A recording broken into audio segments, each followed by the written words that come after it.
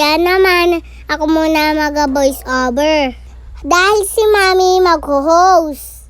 Ito nga ang cater namin. Beautiful, di ba? Alam ko na pala mag-voice over. Siguro naman di magagalit si Mami. Habang si Mami nag-host, samahan nyo na muna ako mag-vlog. Kita ko sa inyo ang ganap ni Mami ngayong araw na to. Si Mami nga napili nilang host para sa 18th birthday. Bakit kaya? Kinuha si Mami mag-host. Hindi naman magaling si Mami, Charis. Baka ako pagalitan nun pag narinig ni Mami. Joke lang po. Kasama nga ako ni Mami sa event. Tala ko kasali sa 18 balloons. Marami palang handa. Ayan yung gusto ni Mami.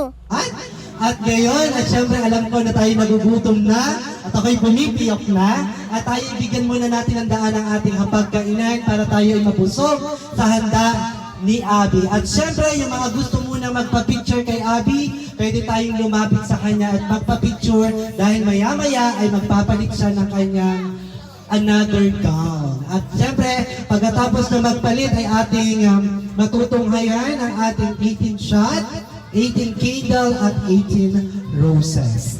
Alright? So lahat mga gustong magpa-picture, lapit lamang. At syempre, yung mga nagugutom na, pwede na tayo pong kumain. Boses pa din po si Mami. Charis! Lang na wala nga si Mami. Nasaan kaya siya?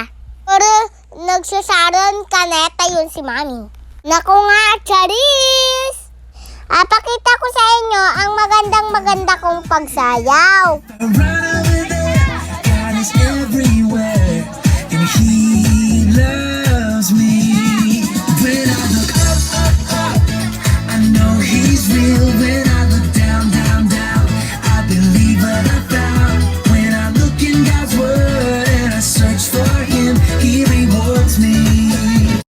Diba ang galing ko magsayaw, Charis? Ang ganda talaga.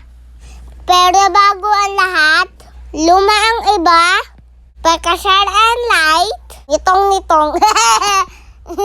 Ito ang aming video. Charis! Ako'y nakakausap na po. Kami pa sa fortahan sa aming pag-vlog, Charis.